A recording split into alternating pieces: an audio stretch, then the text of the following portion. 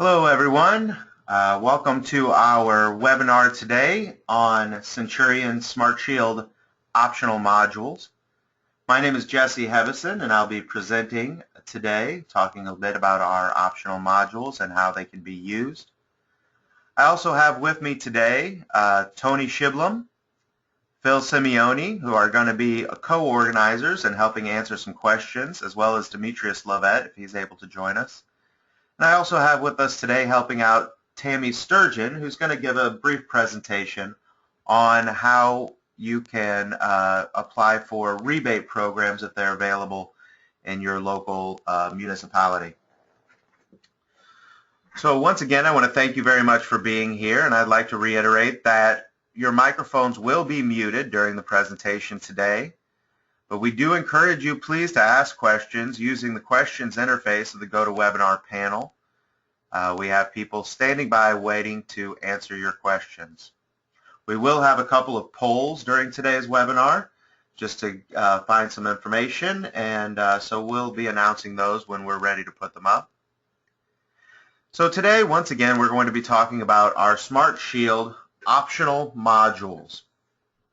And the way I'll be showing the modules is with my machine, which you should see right now, a nice picture of St. Louis, Missouri here in the 1940s. This is, of course, our hometown at Centurion, where all of our technical support and operations are based out of.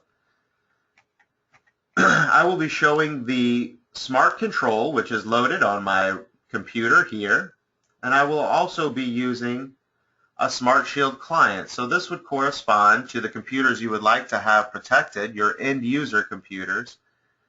And this is on a virtual machine, so that way I can kind of show the communications as it would work between two separate computers. And the Smart Control is your command machine that will allow you to control all the different computers that you have SmartShield on.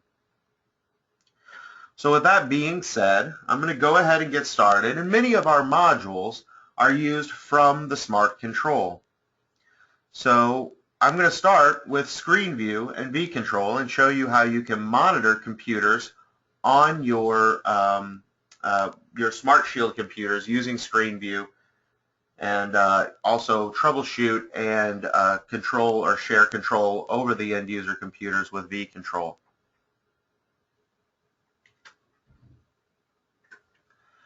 So to begin, I'm going to highlight a group in my Smart Control here, and I have Group 2, and I'm going to go over to the Screenview module, which is this little thing right here, and click Show Screenview. This will bring me here, and if I would like to see the screen of my end user computer, I just click Start View. Of course, Screenview can be used in different ways depending on your business application. If you're using it, some of our customers will use it to monitor their employees and make sure they're not on Facebook or doing things that they don't want them to be to do to make sure that they're staying on task.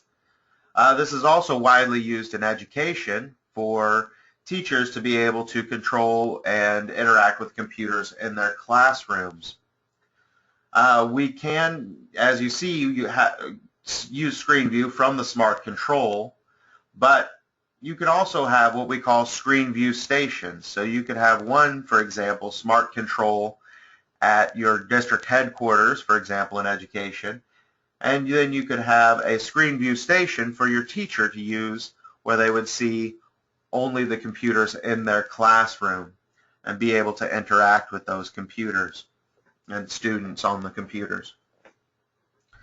To show you what I mean in terms of monitoring, you'll see here that I can see the screen of this computer, but the person on the screen on the other side cannot see that I am there. They're continuing working away, so it is private. So to show you some of the features of Screenview, we're going to right-click on this monitor, on this computer, and you'll see I can do any number of these commands. So if I'm a teacher in a classroom, I can do a bunch of different things. I can block the keyboard and mouse if the student is doing something perhaps they're not supposed to, or perhaps I can even capture a screenshot to show that they're doing what they're not supposed to, and that way I have proof. Then block the keyboard and mouse. I'll enter the password.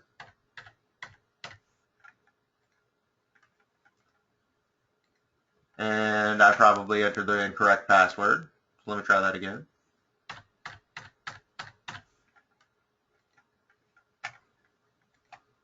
And you see they get a screen like this. Then you can walk over to that machine and you have a local password that will unlock the machine so the student is unable to make changes while the keyboard and mouse is blocked, or the employee is unable to make changes while the keyboard and mouse is blocked. But then when you go over to the machine, you can't unlock it, and hey, you're busted. That's how that works. But you can also use it once again as a teaching tool. You can send a message to the client, so you have a messaging app, and you could say something, for example, this is often used in online testing, saying something like, go here for test, and enter a message text that says click here, and enter a URL, for example, that might be, just for an example, we'll use Wikipedia. And on the other side, the student or the person at the end user computer would get this message. You click that and it brings up the link.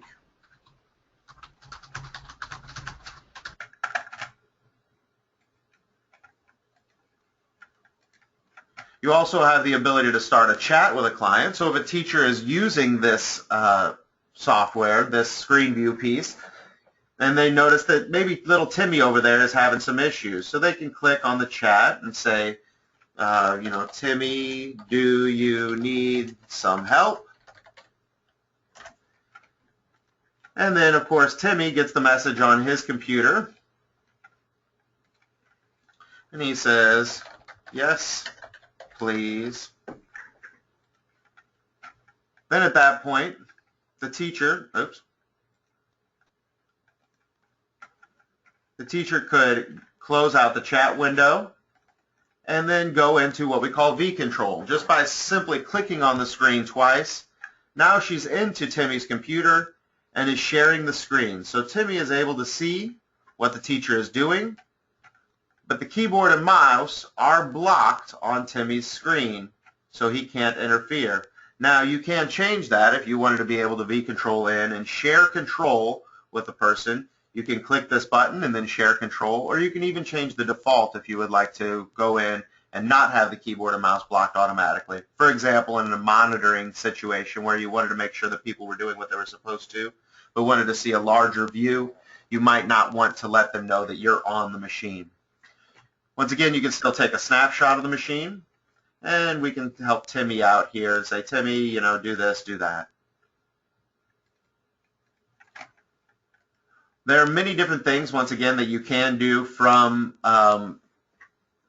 Screenview application or from a Screenview station. Those are some of the different features that you see here that are also in Smart Control, which you may be familiar with already, including Wake on LAN, shutting down clients or rebooting them remotely, things of that sort.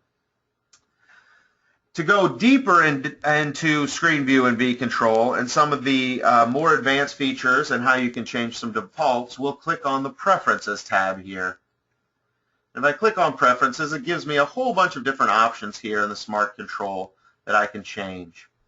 So to give you an idea of some of the things you can do, I'm going to click on Screenview, and this shows me where, when I take that screenshot, where that screenshot is actually going to be saved. And by default, it's going to be saved here, you see, in the Centurion Technologies screenshots.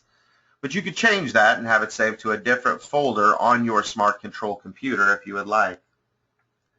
If I click on V-Control tab right here, you see this by default is going to block the keyboard and mouse when I go into V-Control to share the computer or remote into that computer. But once again, if you're using if you are using it to monitor, for example, monitor your employees, and you just like a larger view, but you still might not want to let them know that you're there, you might not want the keyboard and mouse blocked by default. I'll go into keyboard and mouse blocking since we've used that and talk about it, and perhaps you don't like the message that we have, the administrator is updating this machine. maybe that red color is too harsh. You can change that, maybe change it to green, make it nice and comfy, and maybe say something like, please have patience. And now when you block the keyboard and mouse, it'll come up with that screen as opposed to the big red screen that we saw initially. You can change that to anything you like, maybe out of order or leave me alone, stop it. That's just me personally. Then we have into Screenview, which also has to do with some preferences and things, tweaks you can make with the Screenview application. With into Screenview, this is what will happen when you end a Screenview session. So if I were to click End View and I had any of these boxes checked, it would automatically, for example, reboot the machine, block the USB, block keyboard and mouse, etc. So those are just some tweaks you can make to the Screenview and keyboard and mouse blocking to get a little more granular, make it a little bit more your own so you can be more comfortable with Screenview and use it the way that you would like to use it. So on that note, I'm going to move out of Screenview and back to my Smart Control. And I'm going to turn it over to Tony, who's going to handle our first poll here today. Tony, take it away. Thanks, Jesse. Our first poll question is, do you use any type of monitoring software in your organization? I'll leave this poll open for about 30-45 seconds unless I see everybody has answered. So go ahead and answer, and we'll come right back.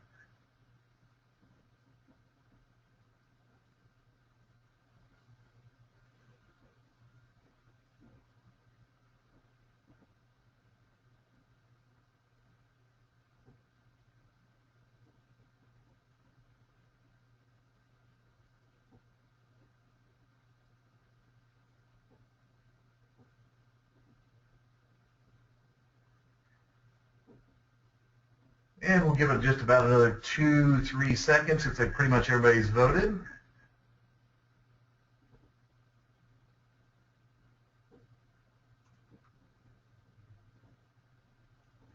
And it looks like that most of you do have some type of monitoring software in your organization.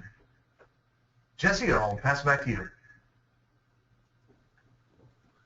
Thank you, Tony Tromboni. I appreciate it. And that's interesting. That's great. Ideally, many of you have Screenview with your SmartShield suite, but you may be using other types of software. So that's great. It can be a great tool, as you already know. So on that note, I'd like to start talking about our second module of the day, which is Energy Saver. Energy Saver is a fantastic module that is going to, of course, as the name implies, save a lot of energy, which of course will save you over a period of time money. There are many different rebate programs, and I'm going to ask Tammy to talk about these in just a few minutes. But first I want to show you in a little more detail how the Energy Saver software actually can be implemented. So right here next to our little Screenview icon, we have our Energy Saver icon.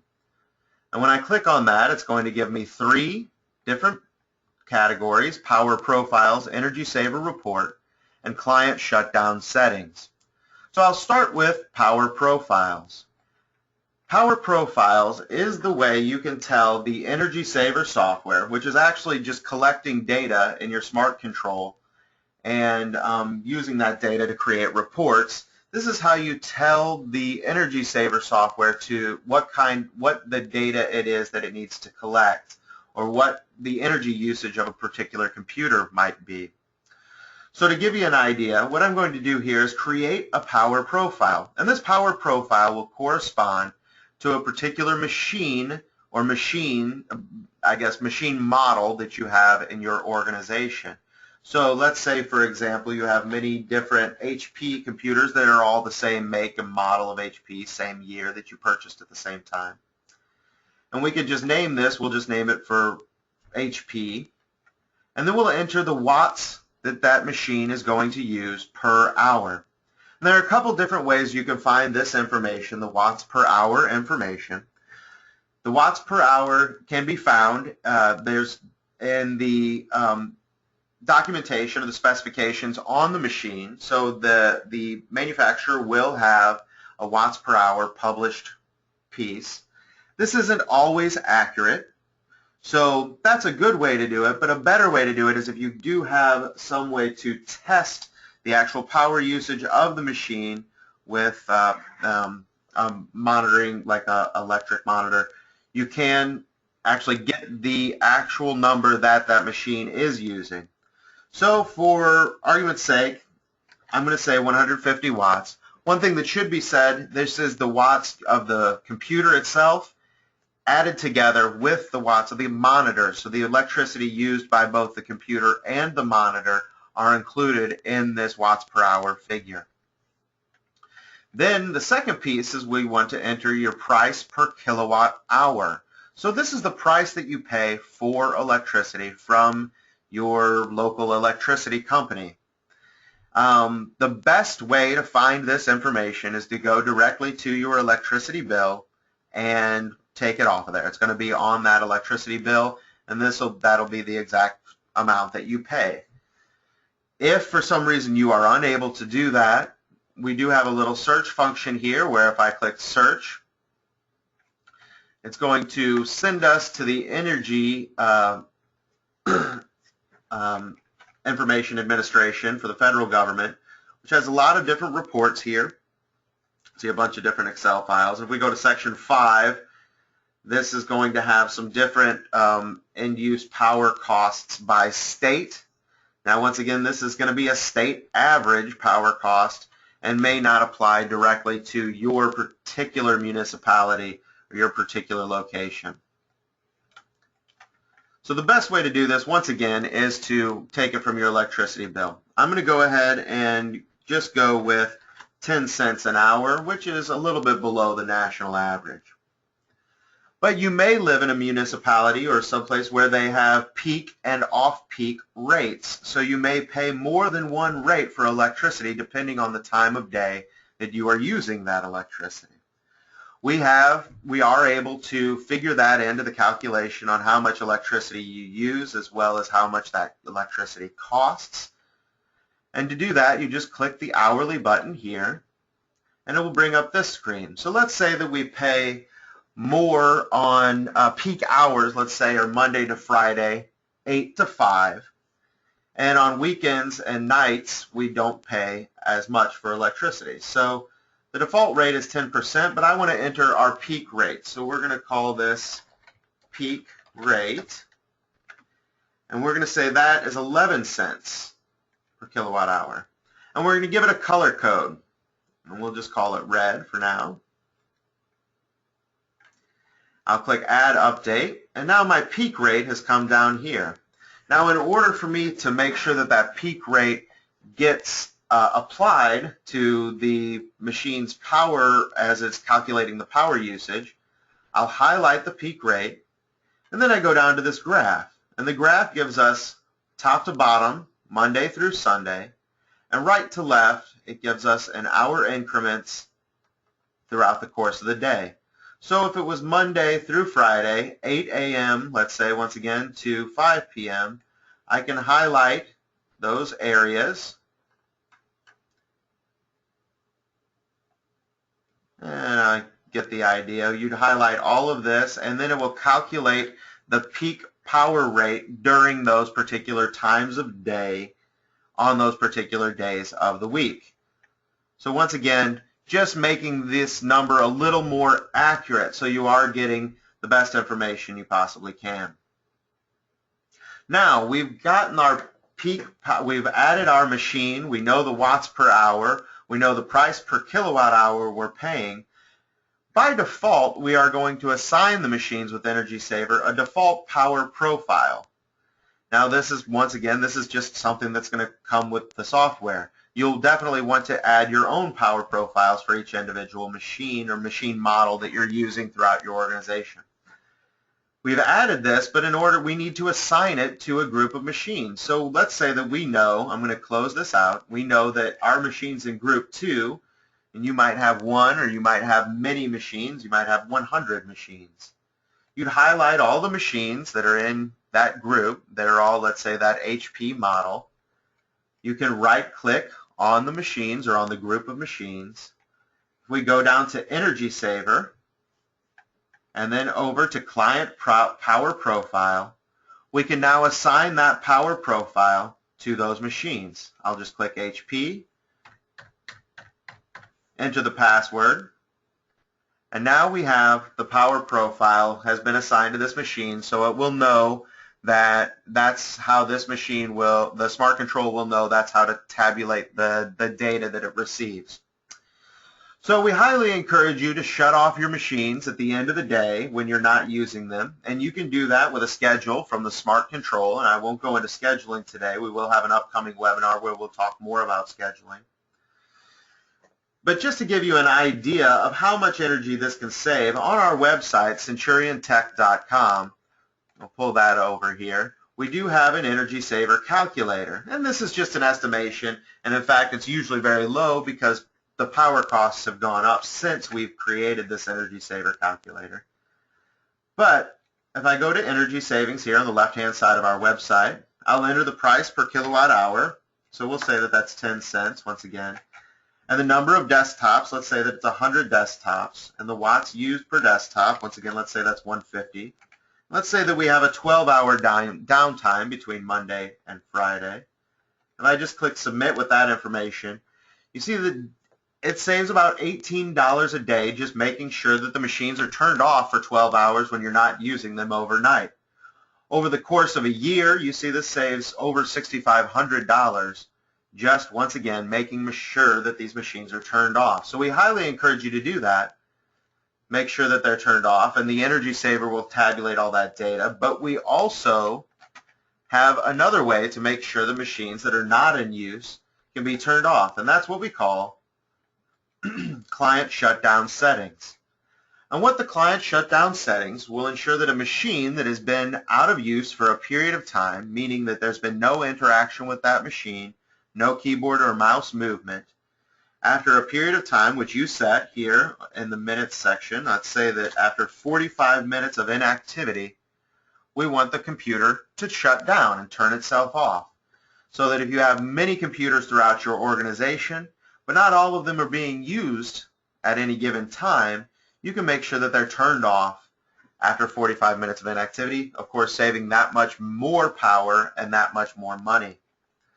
You can also, if you have applications that might be running for extended periods of times and you want those applications to prevent the Energy Saver software from shutting down your computer, you can enter those applications, and then if those applications are running on the client computer, we will not shut them down. So once again, we can shut the machines off not in use. An example I like to use is for a college lab.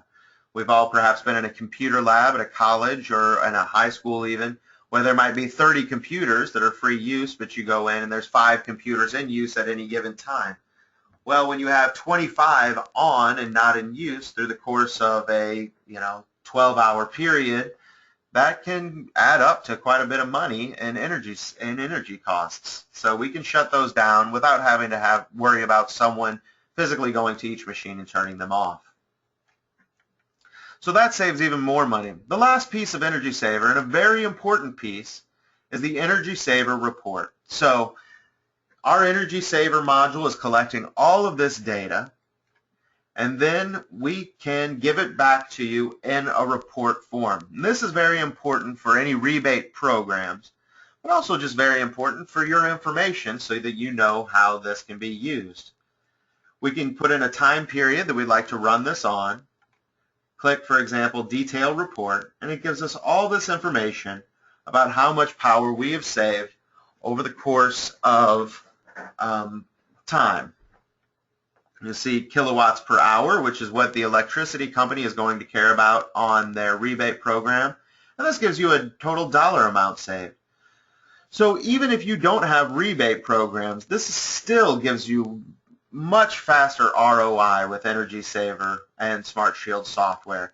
It just pays for itself that much more quickly. Or you can just take this information, export it to CSV, and take the spreadsheet to your boss and ask for a raise. I've saved you $11,000. How much are you going to pay me? That may or may not work, but hey, you never know till you ask, right? So on that note, that wraps up how Energy Saver can work and how they can be implemented.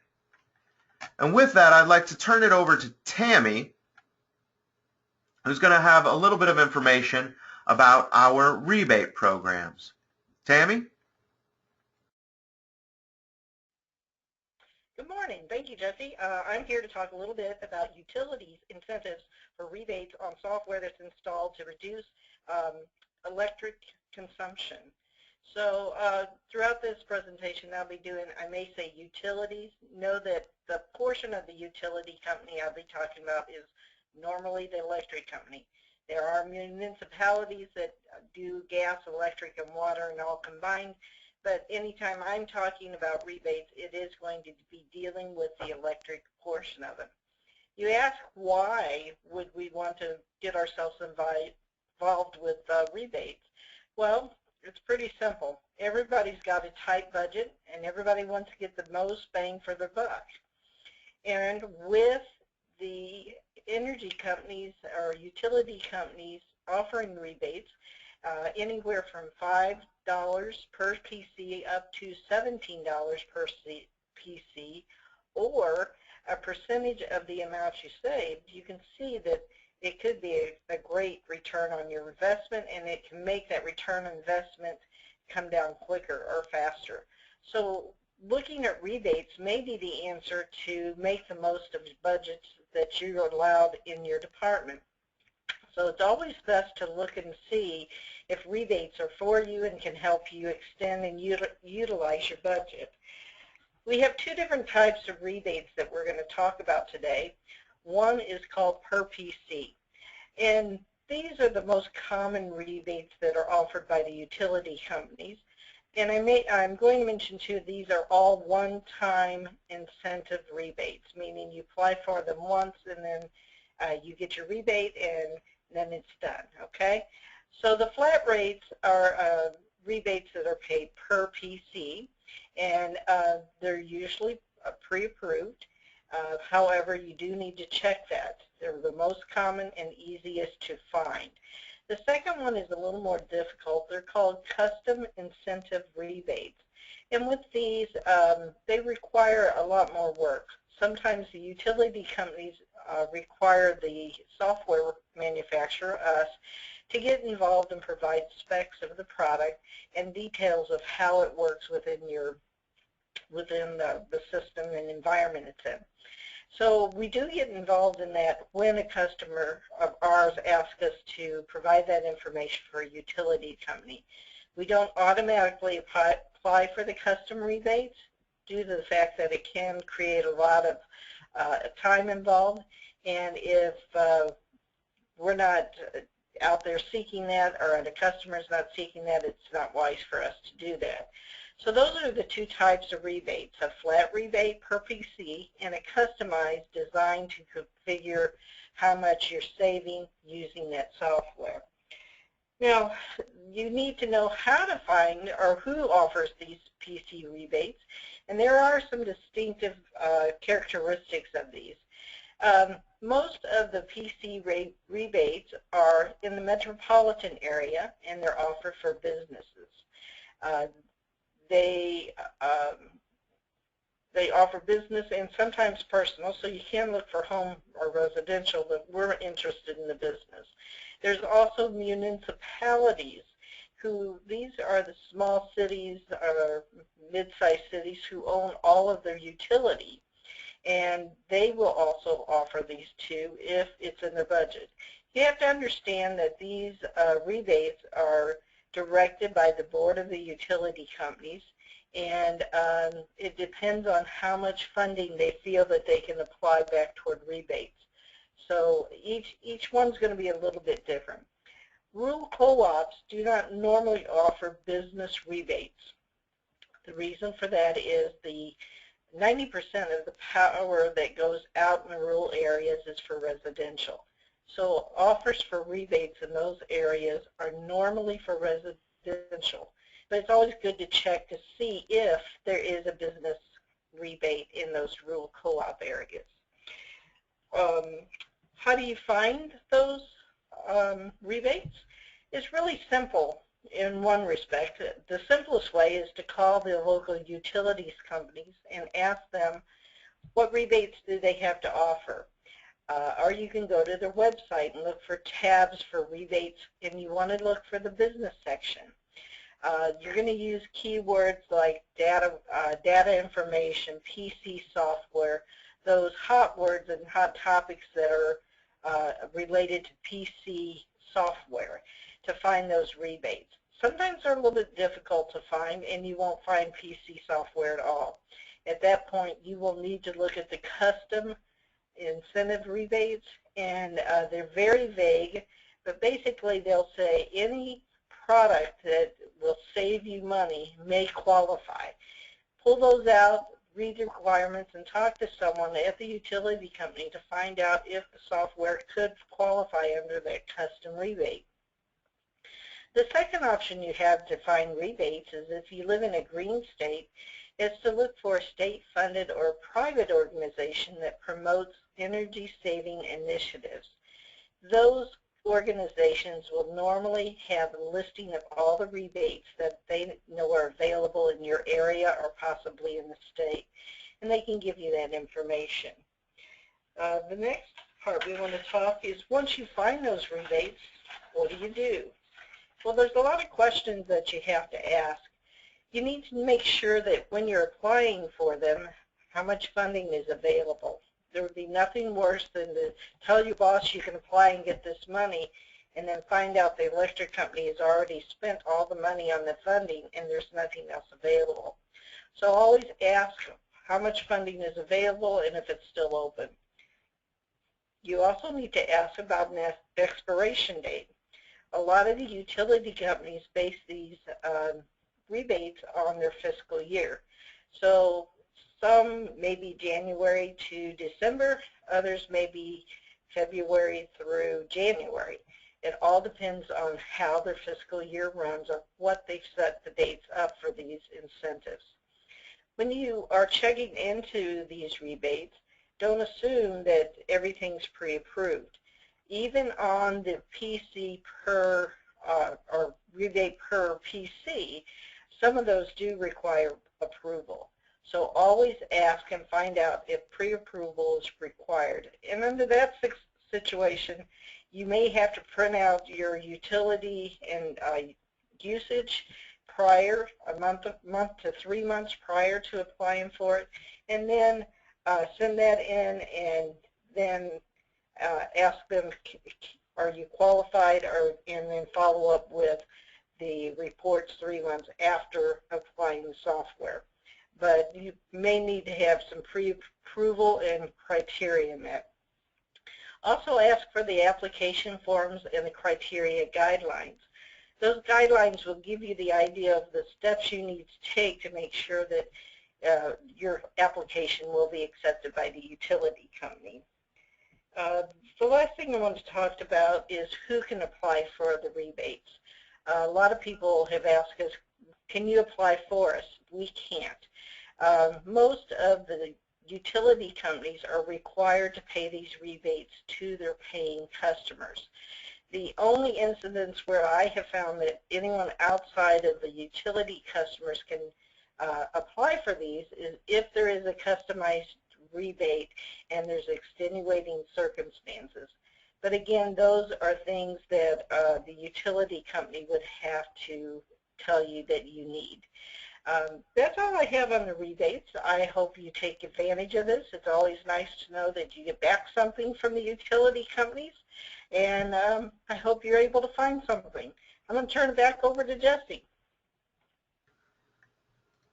Thank you very much, Tamalama Ding Dong. I appreciate your filling us in on all that information. Tammy is our resident expert and has spent lots of time helping customers. And once again, we'll be happy to help you if we can, but since this is so heavily localized, it is going to require some work on your part, but oftentimes can be worth that work. So on that note, I'd like to pass it over to Tony just for a minute again to do our second poll. Thanks, Jesse. Let's go ahead and get the second and last poll out there. Are there any rebate programs for computer energy savings in your area that you know of? Please answer, and we'll leave this open for about 30, 45 seconds so everybody can get their answer in.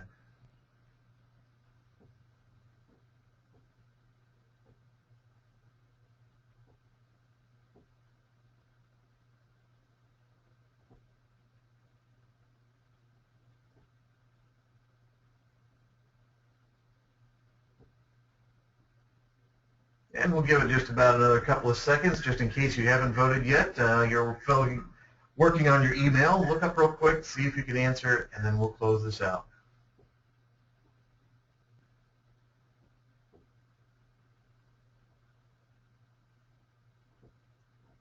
All right, thank you all for sharing that information. Here is what we came up with. Looks like most of you have no idea, so this information was good for you. Please go out and take Tammy's advice and take a look at your energy companies. Jesse, back to you.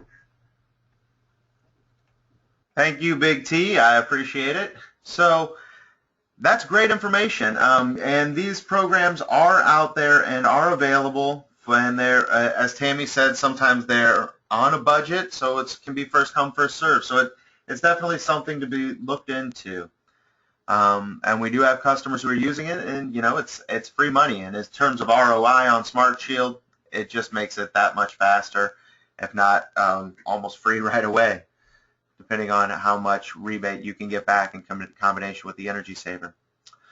So our next module that we would like to talk about is what's called ODP, or Optional Directory Protection.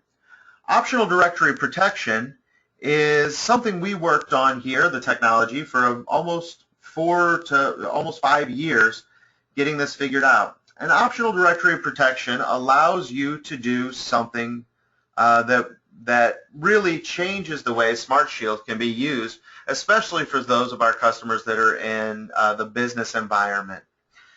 So what optional directory protection does, as you know, and for this demonstration, I'm going to switch over to our client machine or our end user machine.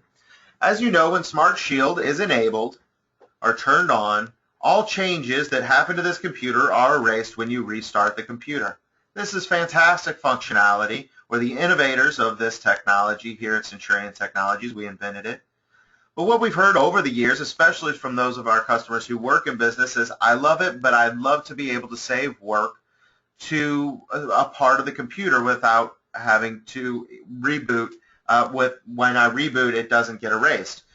So that's what optional directory protection allows you to be able to do. So I'm going to show you this. You can do this from the Smart Control and the client side. I'm going to show you first from the client side and then from the Smart Control how you can initiate optional directory protection. So I'm going to bring up our interface, our SmartShield GUI,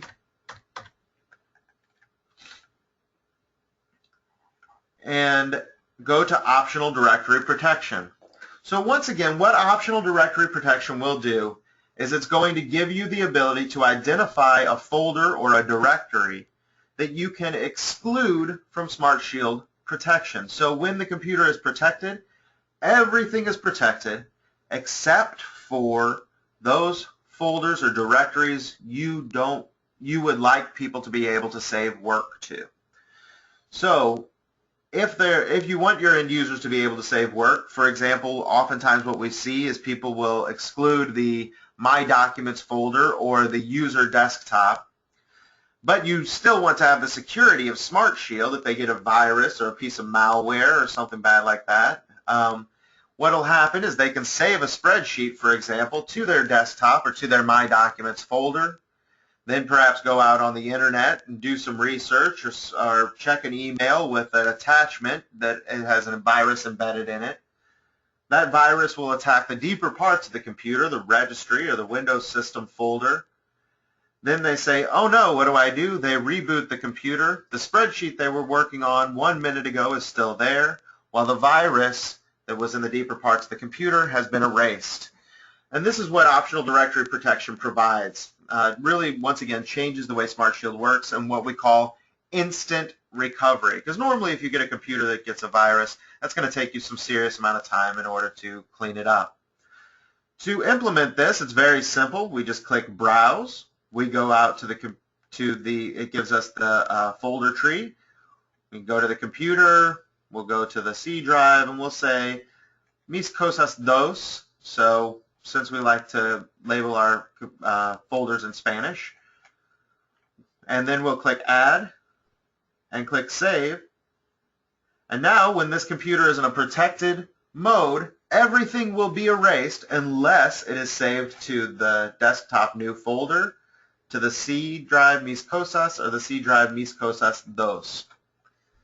Now once again, this is how you can implement optional directory protection. It's just that easy to accept a folder or directory from protection, but you might want to do it from the Smart Control on multiple machines at the same time.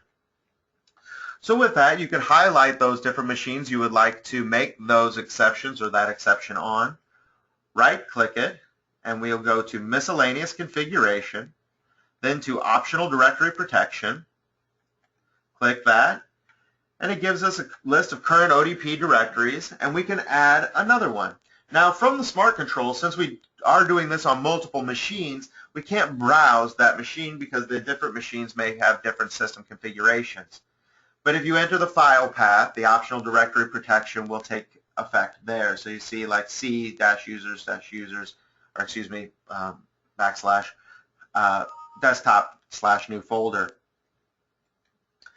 And that's how optional directory protection works. This is great. No one else in the industry is doing anything like this, and this can be a huge tool in terms of security. To help people, especially as the hackers and the malicious coders are getting so much better at getting into computers. This is what we believe is the future of protecting computers is SmartShield with ODP. And since we're talking about ODP, the next section I'd like to talk about is antivirus. We have an integrated antivirus that can be used with SmartShield. The antivirus is excellent, and once again I'm going to go over to the client side and show you some of the features of the antivirus. It's really fantastic, AV. We have purchased the kind of key components of the antivirus engine from another company who has been in business for over 20 years. And the way the antivirus works is two stages. There's what we call a definition database, which catalogs all the different known viruses for the last, I think it's 21 or 22 years. So if any of those viruses attack your computer, it scans them, recognizes them, and then quarantines them. And we also have what's called heuristics, which basically will look at the information on the computer, and then maybe it doesn't recognize it as being in its definition database, but it looks at it and says, hey, I know this code, this looks like a virus, and then it will quarantine that information. Some of the best, largest definition database in the industry is used in our antivirus, as well as some of the best heuristics in the industry. This is the same antivirus engine that is used in Microsoft Office and Google Docs. So to go into more detail, it's really not that different from any other antivirus you've used in the past in terms of the way that it works. You can run a scan, a full scan, get an update. You have many different settings to choose what you scan, where the files go, whether they're deleted or put into quarantine. Of course, we suggest quarantine just in case there's what's called a false positive, meaning it identifies something that you want to keep. This antivirus client will get its updates. So you can go out to the web to our update site, or you can get updates from the Smart Control. You can exclude files from the scan. You can exclude file extensions from the scan, and exclude entire directories from a scan. Once again, really this is pretty typical antivirus stuff. You can schedule a scan. This will give you a history of the information that has been found and quarantined. And this is what you can find in the quarantine. If it finds an item and quarantines it, you can find this and restore it back if you want to keep it, or delete it permanently. So this is how you can interact with the antivirus, once again, from the local client. You can also interact from the Smart Control, just right here in the Antivirus tab, run scans, push the definitions, change the settings, turn it on or off. The most wonderful thing that our customers really love about our antivirus, although it is feature-rich and it is wonderful and works very well, the biggest thing they love is that it works in conjunction with SmartShield. So there is no need for you to unprotect your SmartShield machine in order to get the definition database updates. Because we have the ODP, or Optional Directory Protection technology, when you use our antivirus, it will automatically update itself with the database definition updates as they come out, daily or more, and automatically those will be put into place without your worrying about having to unprotect the machine in order to get those saved. That's really a fantastic piece. It's just one less step. The other pieces also have to do with convenience, why our customers use this. It's they rely on one vendor for their endpoint protection. So you don't have to worry about having multiple vendors. You need your security on your end user computers taken care of. This is a full suite of endpoint protection when you add antivirus, and multiple layers of protection, as is suggested by every security expert across the industry, as well as by the Department of Defense. So once again, that is our antivirus. Pretty simple, pretty straightforward. The big piece is that it does update without your having to unprotect SmartShield. And that wraps up our SmartShield optional modules. Once again, we went over Screenview and vControl, Energy Saver, Optional Directory Protection, as well as SmartShield Antivirus plugin. So that wraps up our webinar for today. I want to thank each and every one of you for attending. We really appreciate your taking the time to be with us. We have recorded this webinar, and we will be posting this over the next few days on our YouTube page. Just go to YouTube and search Centurion Technology, and you'll be able to find our videos. We will be having another webinar in a couple weeks on March 11th. I invite you to attend that, and you'll see some emails coming out on that. It's going to be SmartShield Under the Hood, a little more detail, a little more technical detail on a lot of the features of SmartShield and Smart Control, and that'll be presented by our technical sales expert here, Pat O'Driscoll. One more shout out, if you found this webinar helpful, or if you just loved SmartShield for years, or if you just love the sound of my voice, please go out and like us on Facebook, follow us on LinkedIn and Twitter. We appreciate that. And if you go like us on Facebook, we'll give you a 10% off coupon for your next purchase of SmartShield optional modules.